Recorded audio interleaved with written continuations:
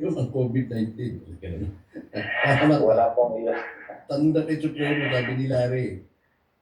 Okay, ganito po yun, no? Ang deuterium, sa ating ilalabas ang deuterium, kapag develop na yung 499 countries. Libre po yun sa lahat ng bansa to save the planet Earth. Alam mo, Okay, so hindi po na binibenta yan. Hindi po binibenta yan. maraming hindi naniniwala sa'yo na sinabi mo na tinatago lang yung deuterium. Hayaan mo sila, sir.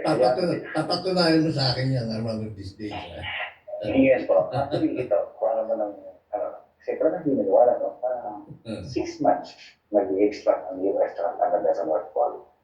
In 6 months, kalating litro ba yung makukuha niya. Eh sa atin, tinatabo ko, ano may niwala to? Dadalhin mo ako dun sa tabok site na yan. Tabo lang ang deuterium sa Pilipinas. Totoo yan. Ang metal signatory ay siya magiging king ng Pilipinas na dinala ni